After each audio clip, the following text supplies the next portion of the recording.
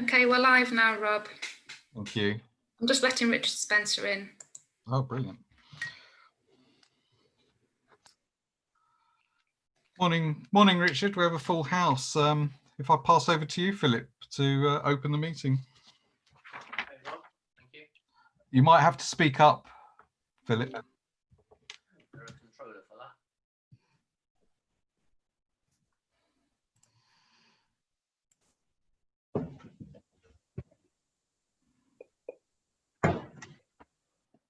Is that any better?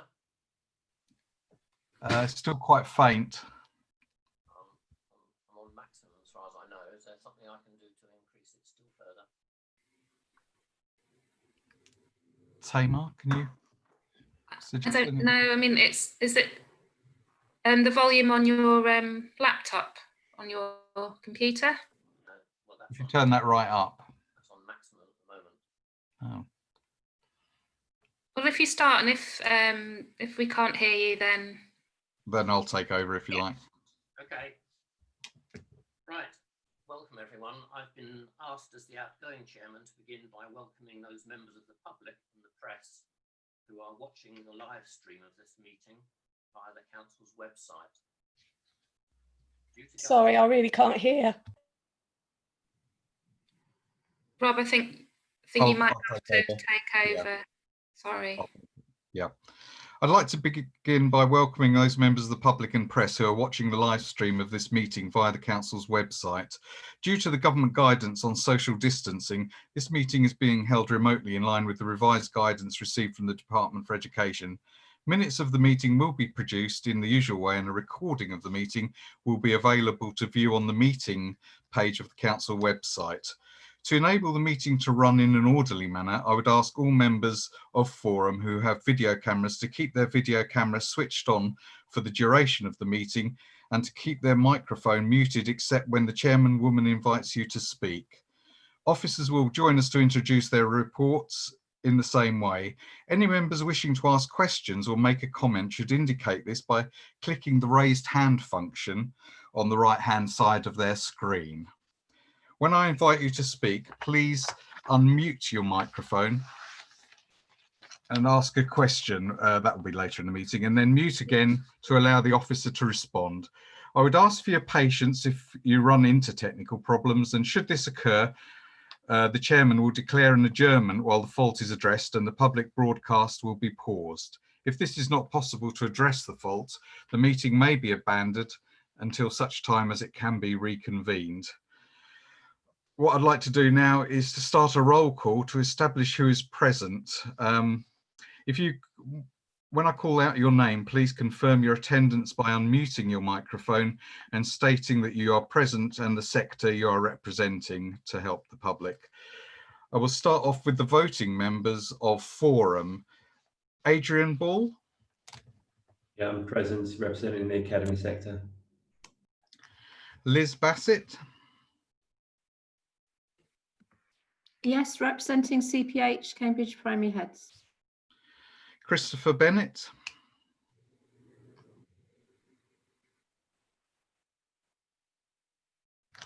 Christopher Bennett. Okay. He's got a microphone. He's here, Rob. It's just he might not be able to hear you. Okay. Or he's not unmuted. Right. We'll take that as here. Susanna Connell.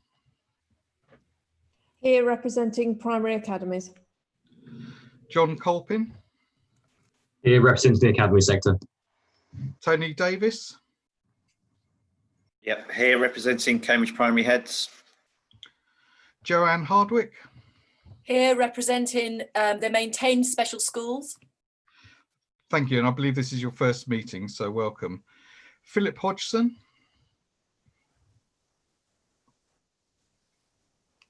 He's speaking, he's just on mute. Yeah. I'll take that as present. Sasha Howard. Here representing maintained primaries. Ryan Kelsall.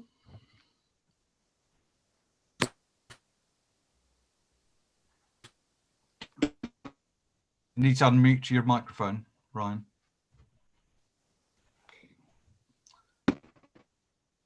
Okay. I can see that you're present. John King.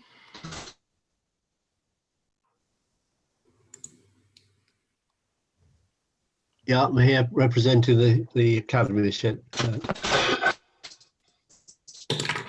Lloyd.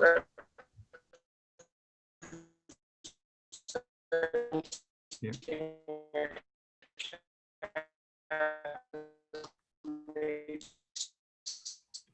I think we're having problems, Jeremy, with your mic by the looks of things. Carol Moss. Don't think so. No. Amanda Morris-Drake. Here representing maintained people referral units. Thank you. I believe this is your last meeting. Yes. Claire Palmer.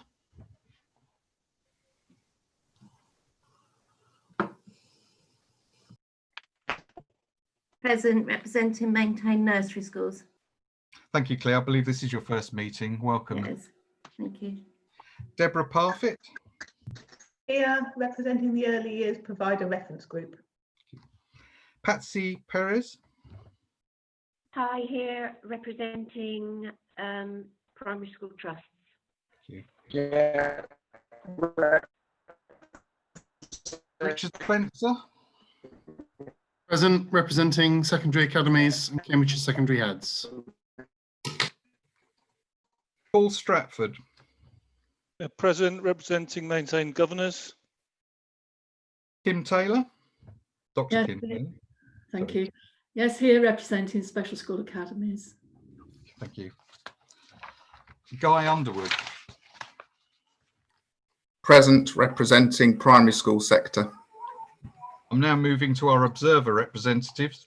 Councillor Simon Bywater.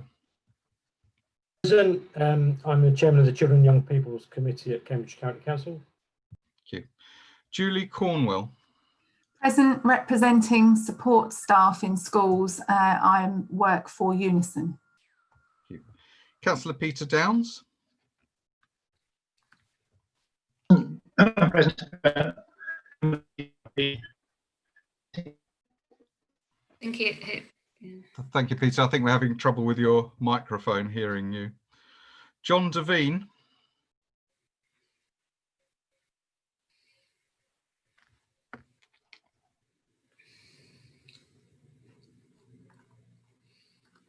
John Devine? Can't see him now. I can see John. Present. Got him. Representing the school teacher unions. Andrew Reid. Present, representing the church schools and maintained, academies and maintained schools. Councillor Simone Taylor. Hello, yeah, representing County Council on CYP, County Councillor for Amesbury St Neots. Thank you, and this is your first meeting, so welcome to the forum. Can I check whether I've missed any forum members or observers who are present? If so, please raise the hand function and unmute your microphone and indicate who you are. I'm sorry if I have missed anyone. Don't see anybody. So we move on to the first item. As this is the first meeting of the new municipal year, the first item on the agenda is to invite Forum to appoint a chairman woman and then a vice chairman woman. Can I therefore now invite from voting members on Forum nominations for chairman woman, please?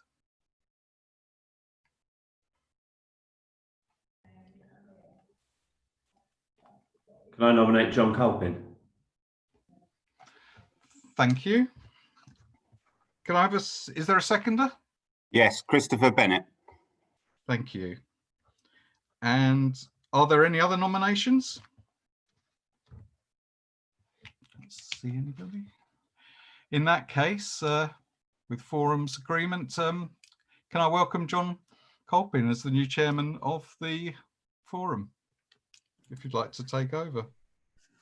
Thank you very much, Rob. Can I just check that everybody can hear me okay? The other fact is, well, I can't see the everybody on my screen, so I might need your help with that bit, Rob, as we go forward. Sure. Okay, can I ask now for nominations for vice chair? As I've been appointed from the academy sector, Can I suggest it would be appropriate to choose a vice chairman, chairwoman for the maintain sector? Would any voting members wish to nominate someone? Please raise your hand now.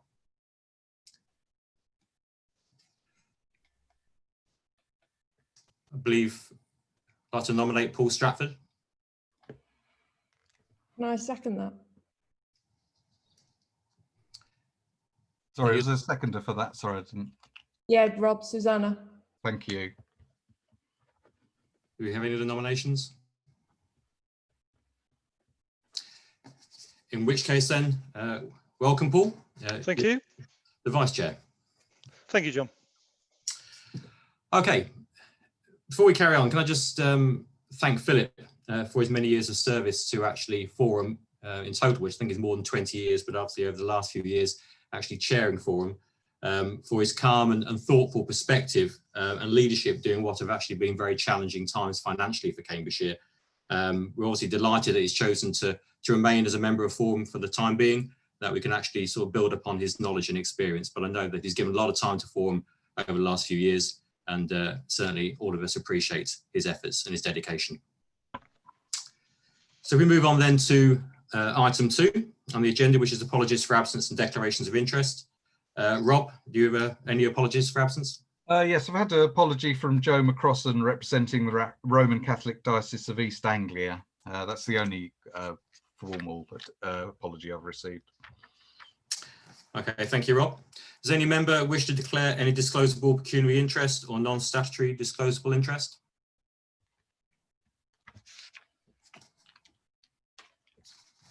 Again, as I can't see my entire screen, Rob, I assume that's a no. I can't see anybody either. Okay, thank you. If we move on to item 3, which is to look at the minutes of the 25th of February, which I'm sure we'd all agree seems like a different world ago now. This is to agree the minutes for accuracy. I shall go through the minutes page by page. Again, please raise your hand if you wish to raise a point. That's that, obviously the hand on the Zoom facility. And it's a point of accuracy only. So if we just go through the minutes. So first of all, what on the screen, which I think on the papers you received actually is page 3. Page 4. 5 is blank. Page 6. Page 7. Page 8. Page 9. And page 10. Can we agree these minutes as a correct record? And accordingly, I'll sign a hard copy when we eventually return to Shire Hall. Okay, thank you very much. Item 4, just looking at the minutes action log. An updated action log was included in the published papers that you would have received. John, do you have any further updates to add since the publication of the action log? No, John, just to say nursery school funding, we were expecting an announcement on the DSG this week from the Department for Education, but it's Friday and we're probably a bit early, probably about midnight it will come out. So we are hoping they were going to make a commitment around nursery school funding, but we haven't got any more details at the moment. So unfortunately we've missed the window, but we'll keep you up to speed with that. And obviously the high needs block paper. Okay, thank you. Does any other member have any questions on the action log? Again, if they could use their raised hand function if they do.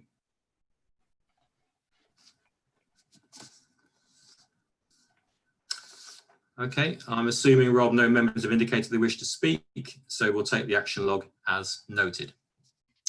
That's great. Okay, moving on then to item 5 on the agenda, which is the County Council's response to COVID-19. And could I ask, please, that John introduce this report? Yeah, thanks, John. So in line with all our other committees, officers and particularly the service directors have been reporting back to those relevant committees on the updates of what's happening around the COVID situation. You know, what actions are being undertaken, what the government may or may not be contributing towards the actions we are taking. and to highlight where there is good practice or challenges that we face going forward. So to bring Forum in line with those other committees, I've shared with you the fortnightly highlight reports that I produce. Obviously, it's been to our CYP committee, but we thought it was useful perhaps to share with you the sort of information we've been sharing with members. And I think it's fair to say from what's been written and what many of you will know, I think it's been a magnificent response from Cambridgeshire schools to the challenges we faced. And we can certainly hold our heads up high nationally of having one of the highest attendance rates in the country. And we're all well placed for September. So I don't intend going into any of the detail, but I'm happy to take any questions on the report. It's there to note the actions that the council has recorded as being undertaken to support education during this difficult time. Okay, thank you, John. Do any members have any questions on the contents of the report? Again, if they could use the raised hand function to do so.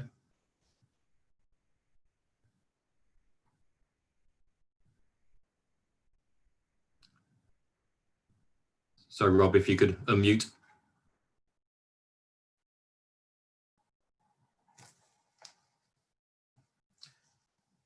So, Rob, can you unmute? I think Kim's got a hand up, John. Okay, so yeah, I don't think I can see. Kim? Yes, I just wanted to commend John and his team for all the hard work on behalf of our special schools, and I'm sure Joanne would want to echo the same things. We've had a lot of support and it's been really well detailed and documented, and that's made a significant difference to how we've dealt with this COVID crisis, and we would like to thank you, particularly John, for all your hard work over this period. Thank you. Thanks, Kim, much appreciated. Very much a team effort, and include all of you in that team effort as well. So it's been great to work with the heads groups, the CEO forums and others to make sure we do the right thing for children. So thank you. Definitely one of the strengths has been actually how the local authority maintained and academy sectors have worked together over the last few weeks and months. And again, I'd echo completely what Kim has said there. Thanks really on behalf of the entire school sector, primary, special and secondary. Any further comments? Chair, if you click on your participants button on the bottom of your screen, you should be able to see all of the people that raise their hand. Thank you very much. That's okay.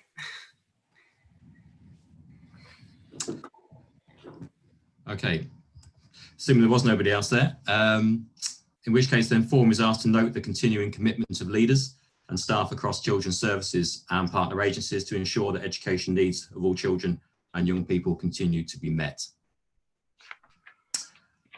Okay, thank you very much. In which case then let's move on swiftly to item 6, which is the update on high needs recovery plan. For this, I'm going to hand over to Tony. Unfortunately, Tony's not available, John, so you'll have to put up with me again.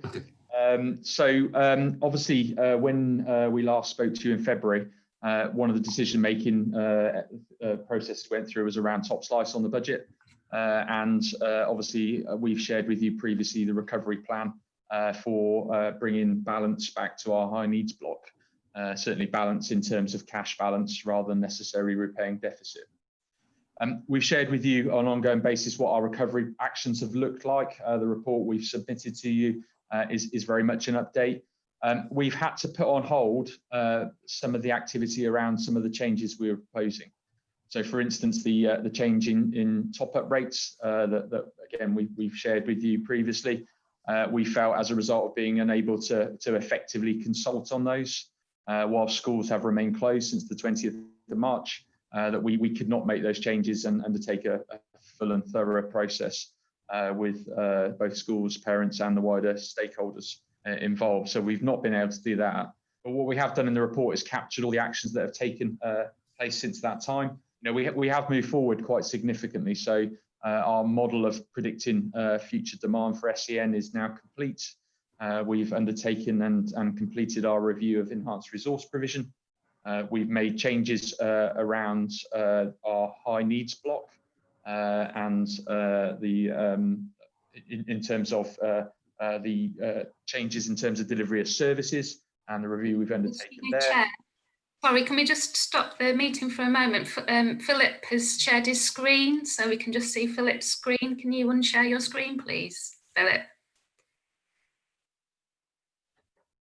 Philip Hodgson, can you hear me? I can hear you. Can you unshare your screen, please? It's the button at the bottom of your screen. It's a green button that says share screen. If you unshare it, you're just hovering over it at the moment.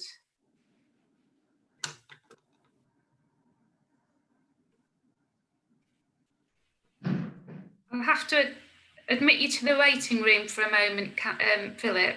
If you I think you need to, sorry, Philip, you need to maximise your Zoom meeting screen as well to get to the button to do that.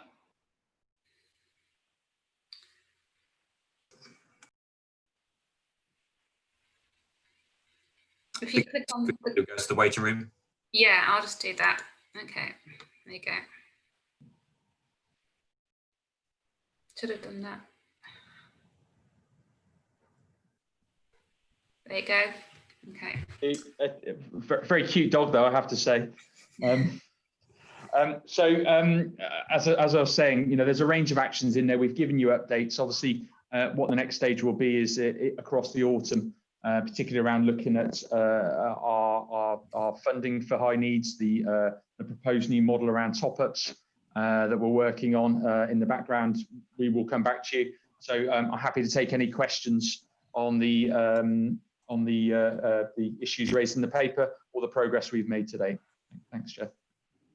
Thank you, John. Would any members of Forum wish to ask a question? Please use the raised hand function and indicate also the page you're referring to for ease, really.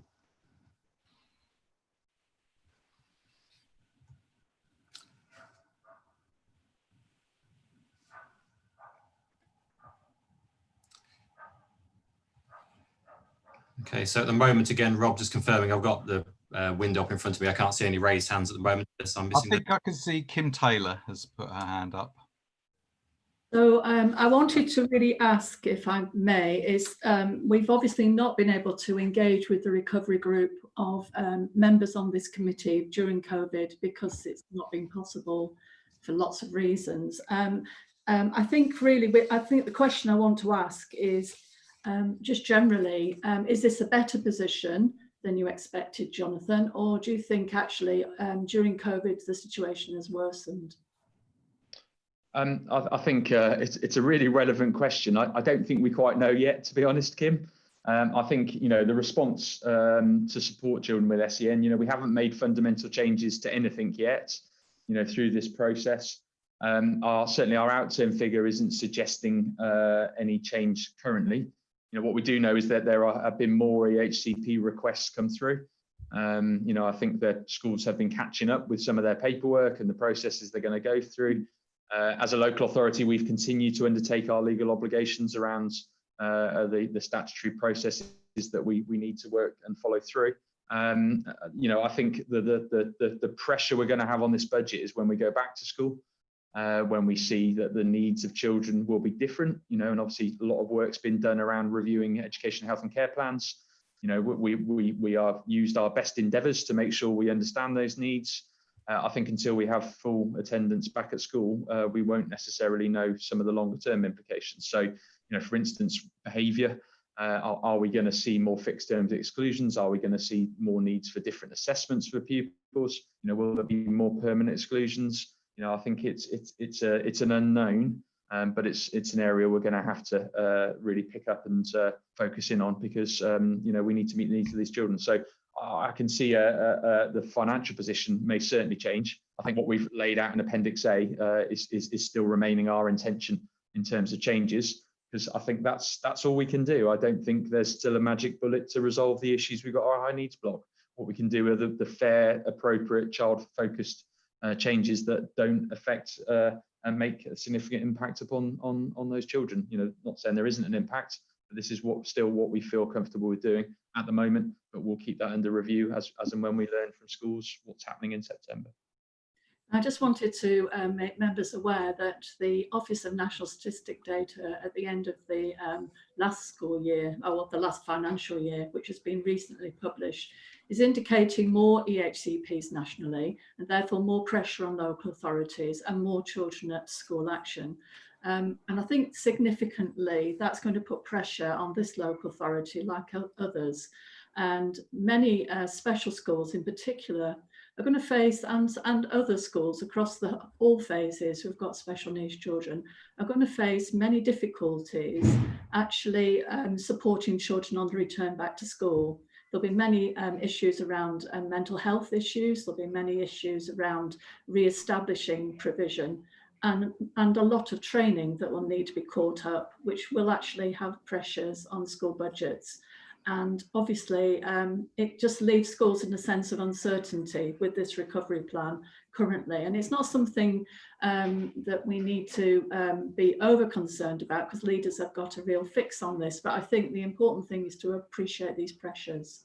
And that makes it even harder for the recovery generally. I don't know whether you want to comment on that, John. I completely agree, Kim. I think if you look at all our indicators, I think there's still a rise. So for instance, free school meal numbers have increased substantially, about 10% more free school meal children during this crisis. There is a correlating need around deprivation and SEN, as we've seen previously. I am disappointed with the government's response around catch-up. We don't know what catch-up funding is coming through. I think there's a need for support, mental health. We haven't talked about, where's the investment coming from to make sure children can engage and are supported. To date, the funding has not been forthcoming to schools. Even the exceptional grant that we received was so limited in terms of its use that I think it's going to be challenging for schools, and that's going to obviously have an impact going forward. What we want to try and do is maintain what Cambridgeshire is good at, being inclusive, but I think that's going to be hugely challenging going forward and when we return. So I think you're absolutely right, Kim. Thank you, John. Richard?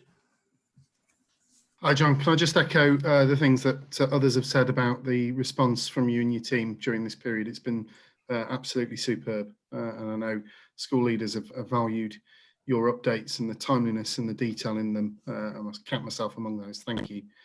Can I just ask about the SEN top-up for the academy sector? In the paper, it indicates you might be aiming for implementation from April 2021. Is that, in terms of our financial planning, is that the safest target date for academies to assume for implementation? Yeah, we work on our budgets get translated into academic years. So I think either way we're going to be out of kilter with one group, but no, that's our intention. So you're going to have some 5/12 calculation to work out in terms of your budgets and 7/12. So, but no, that's our intention at the moment. Obviously, all subject to consultation before we do that. We could push quicker on that date, but we felt actually you need time to plan in schools. Yes, there's an imperative to save money, but equally schools cannot change what they're doing that quickly. So that's why we pushed out to that date, but I don't think realistically we could run that till September. We need to act before that. One of the things I didn't say is that the DfE are now consulting about how they are going to look at recovery plans. So actually this information is still going to be relevant, and we need to show best endeavours to make changes, which we are. Thanks. Thank you, John. According to the screen, I can't see anybody else with their hands up, so if it, could I just remind people to take their blue hands down if they have spoken, otherwise it's not clear whether you want to speak again.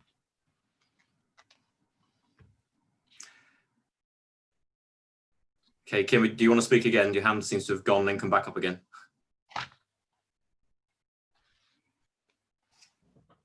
Okay, I'm going to take that as a no, in which case then... No, I did want to speak again. Okay, right.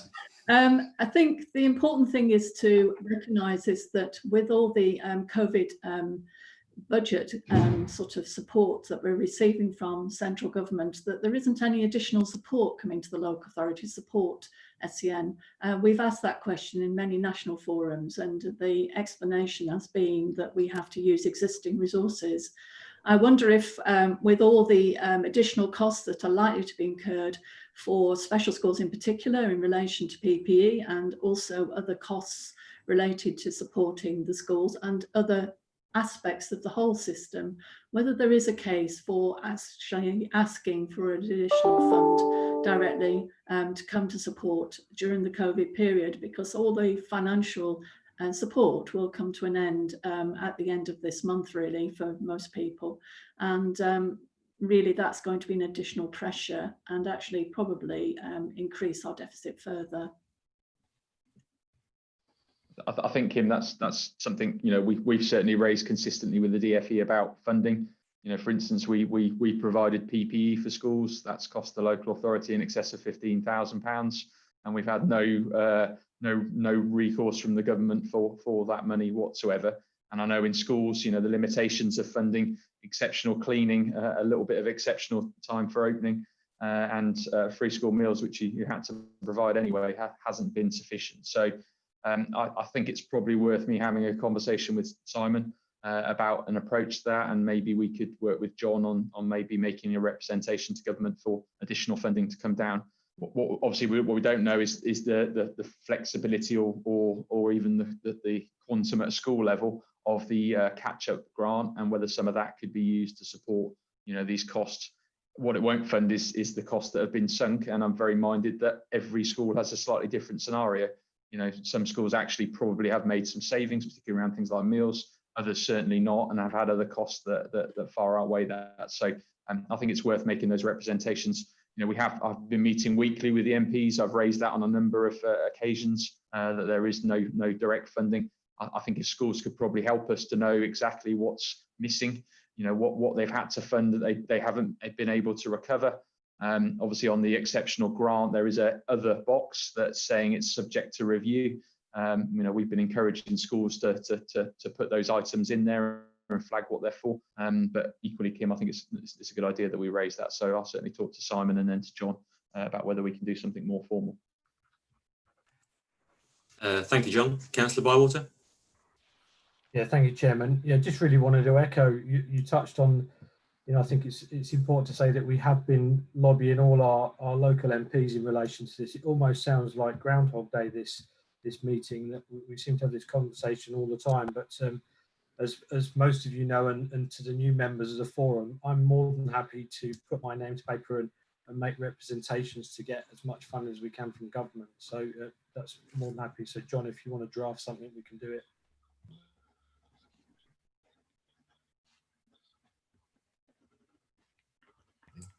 Thank you for your support. Just on the catch-up funding, John, I was under the impression we'd actually probably hear something by the end of this week, and clearly, unless it comes out this afternoon, that's unlikely to happen. Do you have any idea when schools might hear about that? Well, same as you, John, we were told schools wouldn't get allocations by the end of this week, but the formula by which the 650 million would be allocated would be published. But I say not seen anything. I have spoken to the Department for Education this morning, and they had no further information to share either. So, you know, I think I'm disappointed, because I think the planning and time it will take for schools to think about, you know, what's the best impact they can have. You know, we don't even know what the limitations or not of this grant may be. So we're hugely disappointed, and you know, I've obviously asked the DfE this morning to update us as quickly as we can on where we are. And I will notify forum and schools if we hear any more detail. But you know, there could still be an announcement today. I know there's been other announcements come out in the last day of term. So you know, we're forever hopeful that there is an announcement and schools have some certainty around funding. If we do get a formula, we will work out for schools what we think they're going to get. So hopefully save some leaders in schools some time when it comes through. But no more details than you've heard, John. Thank you, John. Tony. Hi. Yeah, one of the big costs that I think some schools might end up facing is around cover for staff who are extremely clinically vulnerable. And I've just been sent, and I'm not sure if it's dated right, latest NEU guidance around clinically vulnerable, extremely clinically vulnerable staff. And to quote from it, it says, you and your employer would be in breach of government advice if, as a clinically extremely vulnerable individual, you were to consider working in school or you were to be asked to attend the workplace, which seems quite contradictory to what we've been told so far. And I don't know quite what the outcome of that will be, but that is going to have a really significant impact on schools if that ends up being the position for clinically vulnerable staff. And I think the staffing costs are significant. So, for instance, people like caretakers that have worked endlessly being open, round the clock, which all our schools have been. Yet there's no further funding, a little bit for the Easter holidays, but otherwise, they've been hugely flexible. So we at the moment, guidance develops. We have been told there will be further government announcements on the week commencing the 17th of August, and we're expecting further guidance to come out at that time as well. That's based upon the SAGE evidence that comes out. So there could be changes that could create costs coming out in the middle of August, which is obviously not great, but obviously we'll notify schools, we'll interpret it and let you know when and if that announcement comes. Thank you, John. Assuming there are no further comments at this particular stage, obviously there's something which you say, John, you'll update members of Forum as appropriate, in which case then we'll probably leave it there. Obviously at this particular point, members of Forum are just asked to note the report, haven't had the opportunity to comment, and I'm assuming no further comments. Okay, thank you very much. In which case then we'll move on to looking at schools and the DSG financial health. And for this one, and hopefully Martin is on the call, Martin to present the report. Any proposal to change the current balance mechanisms only applies to the maintained sector. So any proposed changes will be for those members to vote on alone. So I'll hand over now to Martin. Yeah, thank you. Just on that specific point around the balance control mechanism, John and I spoke about this earlier, and we think actually, given the kind of current situation, current context we're in, and we've not really had chance to kind of consult with schools more widely on the balance control mechanism. So our proposal on that is actually to kind of defer that and undertake a fuller consultation in the autumn term with a view then to implementation from next April. By then, hopefully, we'll have a clearer indication of the kind of the funding situation for next year as well, and as discussed in the last item, the kind of the impact of COVID on individual school budgets. So I think for this item we can discuss the balance control mechanism, but we're not intending on having a vote on that today. As I say, we'll come back to that at a later meeting. So in terms of the rest of the paper, hopefully it's pretty self-explanatory in terms of what it shows. I think at the start in table 2.1, it shows actually the overall maintained balances in totality haven't actually changed that much from year to year.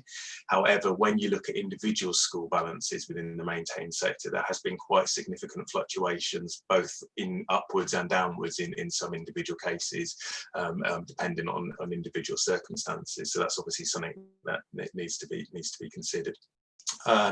Obviously, in terms of the following tables, it just kind of categorises the levels of the balances for those individual schools and how many fall into that. So obviously, there's still some schools with quite significant cash balances in the maintained sector, many of which have kind of held those balances for a number of years now in terms of those overall positions.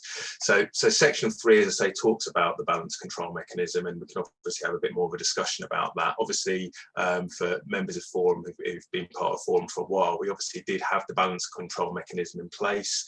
It was then agreed to relax it a few years ago, and this is just thinking about whether, given the kind of the overall context of where we are at the moment in terms of the balances being held by maintained schools, whether we want to reintroduce a more rigorous process, as we've discussed previously, asking schools for additional information around their intended use of their balances, and just to try and get that clearer picture of what those balances are actually being held for, which I think will also help with our kind of conversations and lobbying with the FE about the need for additional funding for Cambridgeshire schools. So again, if our schools in the maintained sector are holding kind of £12 million worth of balances, it kind of negates the argument somewhat in terms of when we're asking for additional funding, unless we fully understand what those balances are being held for.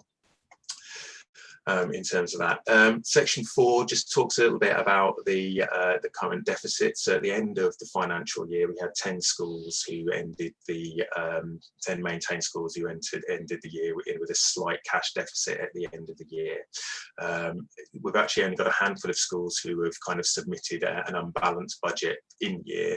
However, you know, following the conversations we just had on the previous item, again, our intention is to undertake quite a rigorous relook at schools' budgets in the autumn term once we fully understand the impact of the COVID costs for some schools, because I suspect some schools who were borderline previously, the additional COVID costs may well push them into a deficit position in terms of those costs. One of the things that wasn't mentioned in the previous item was the loss of income, which for some primary schools has been a massive impact in terms of that, and it is not possible to claim via the DFE's claim process. So the loss of income for some schools we know is having a significant impact.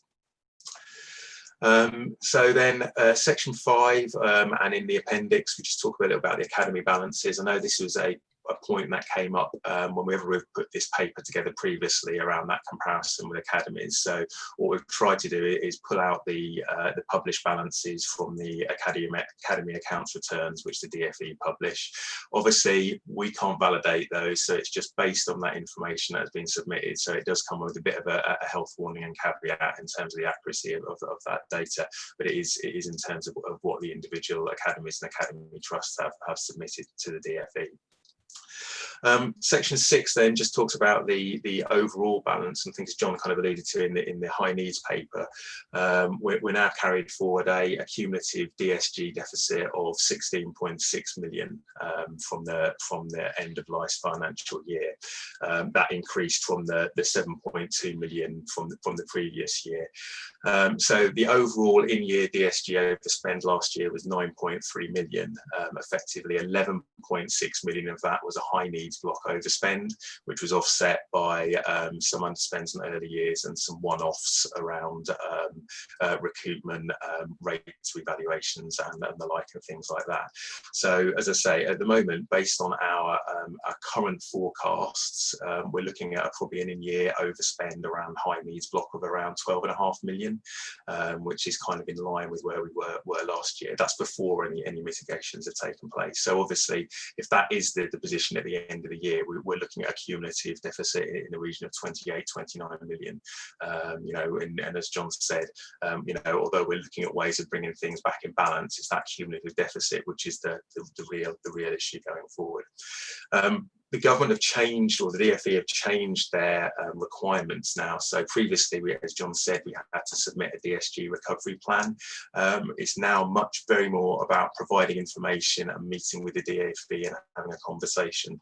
I'm actually attending a workshop on Monday to look at their revised DSG deficit template to see what information they actually require, and then following that, we're hoping that we're going to be able to kind of actually have that dialogue with the DFE in terms of the plans for taking the recovery plan forward. As John also alluded to, we were hoping that we might have some announcement on the DSG funding, so we could see what additional funding potentially we're going to have in the high needs block for next year. I suspect it's not going to be the 30 million that we need, but you know, we need to understand what amount of additional funding that we are going to receive, because obviously that could significantly change our planning on that basis. So as I say, we won't obviously have the vote on the balance control mechanism today, but obviously open to forum for kind of general discussion and any questions or points of clarity on the report.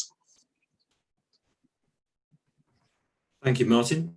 Does anybody wish to make a point on the report that Martin just presented?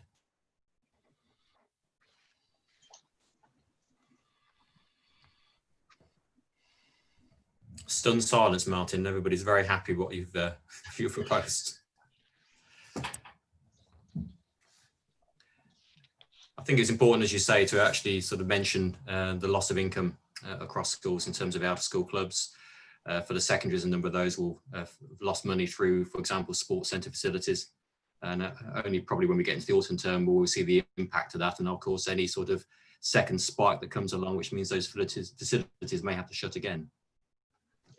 Yeah, very much so, and I think that's you know, very much a consideration, as I say, and for maintained schools, that's why we intend to kind of undertake a kind of a second budget preparation exercise, almost just to reassess what that position is, because there's been a whole range of things which will obviously have impacted as we discussed. So as I say, there is a risk that some of those schools could find themselves dipping in towards a deficit position who are close to that level at the moment.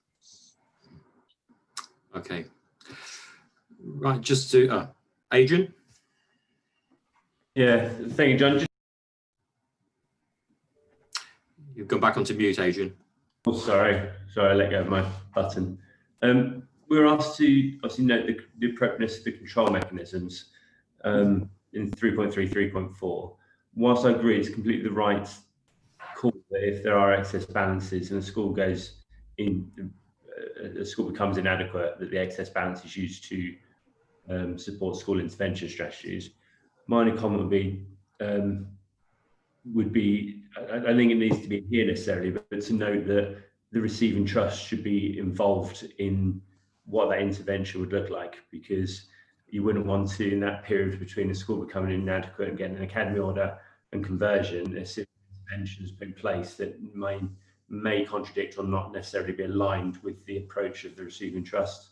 So I think it's just one to note that there should be engagement with the receiving trust and the education team as part of that mechanism to ensure the right interventions put in place. And to come back on that, Adrian, yeah, completely agree. I think we should also reference that where schools are rebrokered between trusts, the same should apply there as well. So I think it's just important that we recognise that, you know, the change in landscape we have, that those sorts of things should happen. So yeah, we'll make reference to that in future documentation. Thank you. Thank you, Kim. Just to note that for the ESFA, academies are required to do a 3-year financial projection, and that was a requirement of maintained schools as well at one point. And it is important to look at finance over a medium term, not just year to year. And that's how schools operate. They plan ahead, and sometimes they have to save money to do things or make decisions that have implications that are not just short term. So we do need to think about that strategy also, and that's just a question to Martin. And I know in the past you've always agreed with that. Yeah, no, I still fully agree with that. I mean, and I think, you know, it's a point we quite regularly put to the DFE as well, in terms of actually it'd be useful to us to have the kind of the settlements to allow that future strategic planning to actually take place with kind of more accurate data in that respect. But yeah, it's certainly something that, you know, it is a long-term strategic plan. And just to add, Kim, one of the things that we were expecting in an announcement today was the 2-year settlement. So obviously we're in will be the second of 3 years, but we were told they might give us the certainty for the next year, which I think will really help with schools planning. You know, to have at least another year's worth of certainty would support, particularly as we know year 3 is when teacher salaries will rise and up to 30,000, and we're going to have to, you know, think very differently about long-term budgeting of our schools. So I think it's really important that we do that projection, but we are always hamstrung by the lack of government, you know, longevity with our funding. Thank you, John. Kim? It's also important to recognise the special schools, both maintained and for academies, that we haven't had uplift in our funding as other schools have.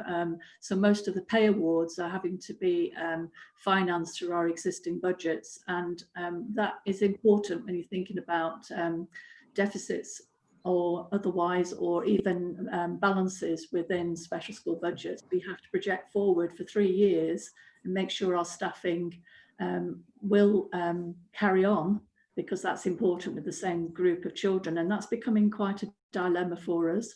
And it's not something that, you know, is difficult, because there isn't any more money for the local authority to pass on to us, but it is a national issue and not just a local one. Thank you.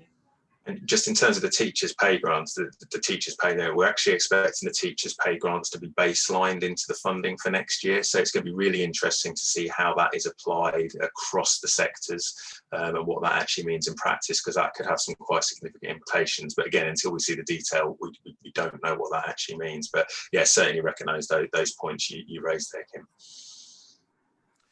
Thank you, Martin. John?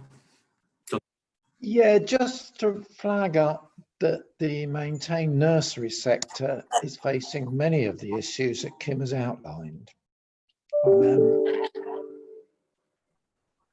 And that should be borne in mind.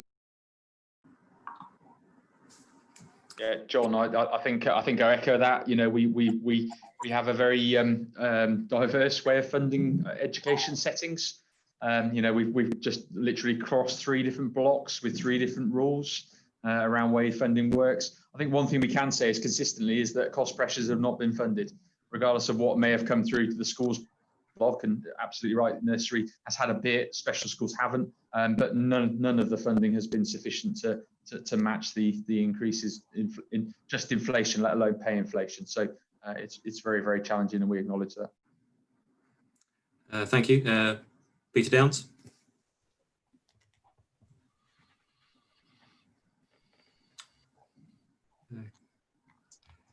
Peter? Yeah, thank you very much. I just wanted to confirm a point made a few minutes ago by Kim Taylor about the national dimension to what we've been talking about this morning. As you know, I represent Cambridgeshire on the what's called the F40 group, which is a pressure group of the 40 worst funded local authorities. There are actually 42 at the moment in it.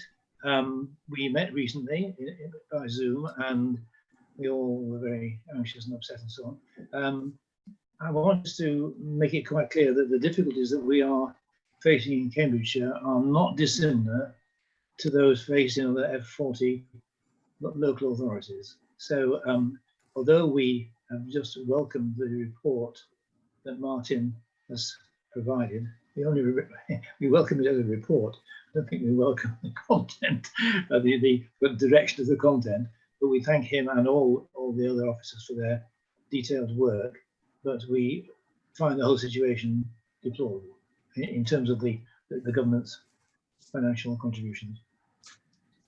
Just on that, I mean, I was on a F40 kind of finance managers group not so long ago either, Peter, and one of the things they were looking to do was do a further survey so we can establish what the deficit positions, especially around the high needs block, are for the F40 local authorities, because as John and I were discussing earlier, we think there's a lot of local authorities who are either in significant deficit now or moving towards that kind of deficit position, which regardless of anything you can do in terms of a recovery plan is not going to be recoverable longer term, and it isn't sustainable longer term, and ultimately does come down to the level of funding available, which potentially the current situation is only going to highlight further. So I will contact F40 and see where they're at with actually sending that survey round. I think it would be useful context for F40 and for CYP members as well to understand, the context of the DSG deficits nationally and within that F40 group, definitely. Thank you, Martin. I began the meeting by thanking Philip for steering us through challenging financial times. It's quite clear that's not going to change anytime soon, really. And far more so, really, considering the pressures that the national finances will be under. Does anybody have any further comments they wish to make? Okay, on the basis that I can't see any more hands raised, apart from yours, Peter, which I assume is a legacy of your previous comment, thank you. Obviously, as Martin said earlier on, we're not now required to actually vote on the balance mechanism. So in which case then 4 members are asked to note this report, and clearly something we'll come back to in the autumn term. In which case then moving on to item 8. Which is actually a review of the Schools Forum Constitution and the terms of reference, in which case I'm going to hand over to Rob for introducing this report. Thank you, Chairman. I'll be brief. This is a light touch revision of the Constitution to reflect recent changes in guidance received from the DfE, providing revised deadlines for the publication of minutes and a new requirement for a decision summary document that we propose to add to the existing Constitution for clarity. In addition, the COVID crisis has highlighted the potential issues of confirming membership changes if there are no appropriate school forum meetings, or meetings have had to be cancelled, or relevant election processes cannot be undertaken. The proposal with regard to that allows added flexibility in that if there are issues and 4-year appointments are due to expire, there should be a fallback position of being able to extend the appointment for a further year, subject to the person being willing to continue or until such time as a replacement can be found. The only other changes are to update the wording around the number of meetings to be held and to also agree a delegation to allow minor wording changes to update the constitution in respect of changes already agreed by Forum and that would have taken place since the last review, so that the document itself is completely up to date. Okay, thank you, Rob. Any members of Forum wishing to ask a question, please raise their hand now.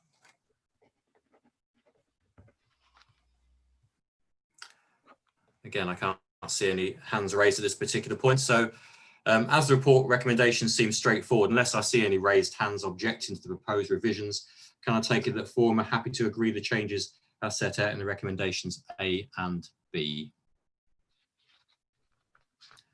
Okay, I can't see any shaking of heads or raising of hands, in which case then we'll proceed with those recommendations. Moving on to item 9, review of membership and proportionality, in which case then I'll hand over to you again, Rob. Yeah, this is a report that Forum receives once a year to review whether any changes are required to Forum seats allocated between the academies and maintained sectors, and that takes into account the ratio of pupil numbers between the two sectors. As you can see from the report, using the most up-to-date census information on pupil numbers, officers now believe that it is now appropriate, due to the significance of the increase in academy pupil numbers, to increase the academy seating number by 1, and as a result to reduce the maintained sector seating allocation by 1 from September. As I've set out in the report, the easiest way to do this would be to take away the one primary maintained seat where the 4-year term is due to expire this August. I think that's really all I wish to say. Okay, thank you, Rob. Again, any members of Forum wishing to ask a question or make a comment on what Rob's just gone through there? Elizabeth? I suppose it relates to both issues, actually, what we were just talking about in the Constitution and this. And I just wanted to seek clarification on it, really. Having been a member of SACRE, in SACRE you have the different bodies of people. So in here you'd be talking about your maintained or your academies or county councillors, etc. And when voting happens, each of those groups get a vote that they reach a general consensus about, so that it doesn't matter whether you've got a misrepresentation of numbers around the table when a voting happens, because each group of sort of common parties, say special schools or units, etc., would have the one vote. And I wondered why it wasn't done in the same sort of system, and then it, in a sense, it doesn't really matter as much whether you've got that equal representation around the table. John, shall I come back on that on behalf of Rob, maybe? The Schools Forum is laid down in statute. It's a legal requirement. We have a set of conditions and terms by which we abide by, and that's the same in every local authority. So okay. I don't disagree with your approach. We don't use Forum as a voting mechanism, apart from only very, very occasionally. Normally it's a consensus. We talk it through. We reach a position. So the actual need for voting is fairly limited. Obviously, what our obligation is to make sure every sector and every group within that sector is represented, and that still does exist. Just unfortunate the numbers change, they move around. We have to be compliant annually with the requirements that are laid down by the Department for Education. Okay, thank you. Thank you, John. Andrew? Just a quick one, just to point out, I don't have a solution to this, but the apparent total lack of ethnic diversity of our group is very striking. I just wonder whether that's worth noting. Thank you, Andrew. That's a very, very relevant point. John? I think Andrew, that might be something we need to go back to the representative heads groups and for them to consider. Obviously, they put forward nominations and manage that on behalf of their sectors. We can certainly make a note and take that back to make sure they're aware of that concern, which I agree it's something we should always consider in this type of scenario. Thank you very much. Liz, Andrew, I assume that sort of answers your questions. I can't see any other hands raised. In which case then, can I take it then that Forum actually agrees the recommendations B and C, as already highlighted in Rob's introduction? I think, John, just to add one more thing. I think obviously, you know, it's for representative groups to decide on their membership. You know, we've changed numbers around. There's nothing to stop the maintained schools, you know, reviewing who those people are, those individuals. You know, that's a consistent approach that we can have throughout. Obviously, we see people come and go, we tend to replace, but actually, you know, it's for each of those groups to decide who their representation is. And as long as we follow process, we can update whenever we need to in terms of those numbers. So the names don't necessarily always have to stay the same. They can shift around as long as due process has been undertaken. That's down to the group to decide. Okay, thank you. In which case then we'll move on to what is effectively, I think, the final item. And I should say to new members of Forum, the meetings aren't always as quick as this. Sometimes we've had longer discussions. So this is the forward agenda plan. And again, can I ask Rob just to present that report? Yes, Chairman, this forward agenda plan is very much for information at this stage. Obviously, we haven't had a chance to review things too much with the COVID crisis. So officers will review it during August for any additions, changes, and bring back a revised plan for the next meeting on 6th of November, which is the next meeting. So okay, thank you. John Lewis has anything to add? I don't have anything. No, obviously, when we get an announcement from government, we may need to shift meetings around. You know, our intention is to consult along a similar route as what we did last year. What I have agreed with Martin is we would like to start that consultation earlier, if we possibly can. So Forum can, you know, make that final decision at an earlier date. Obviously, what we will be bound by is the final settlement that comes in December. But you know, hopefully, the transparent process you agreed with us last year around, you know, consultation events. Maybe on Zoom, but we'll definitely do them, and allowing people time to come back will feature, so that the agendas will be driven by that process, I suspect, certainly for the autumn. Thank you, John. I assume, Liz, that your hand up was from the previous agenda item. Can you say that again? Sorry, Liz, your hand is up on my screen, so I assume your question related to the previous. Oh, sorry, I probably just haven't taken it off. Okay. Rob? Yeah, I was just wondering from feedback how people have found this meeting, because we certainly have up until March 2021 the ability to carry on having forum meetings like this. And I'm just thinking that for a meeting with so many members, this is actually a very good way of conducting the business, because people don't have to travel and, you know, you're all in one place. I don't know, I just thought I'd ask. I can see a few thumbs up.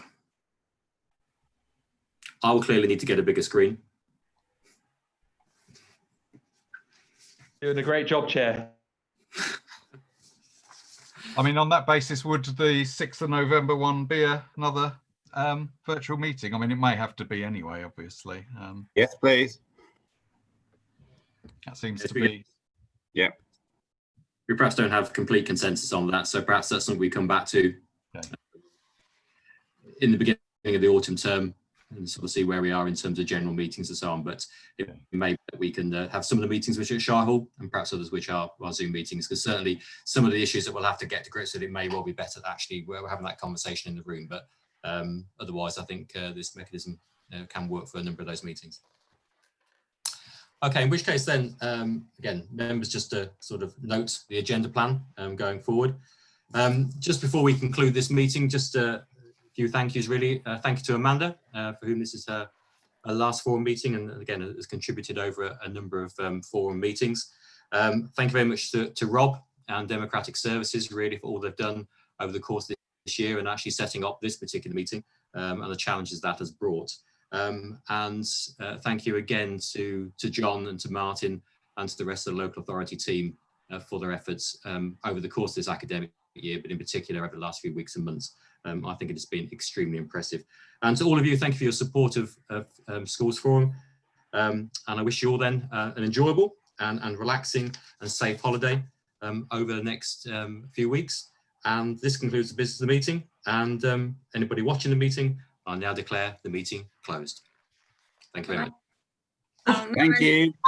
I just wanted to say thank you to everybody, and I wish you well, and I just hope that you will continue to support children and young people with mental health difficulties and really try hard to set up those internal hubs we've been talking about for ages.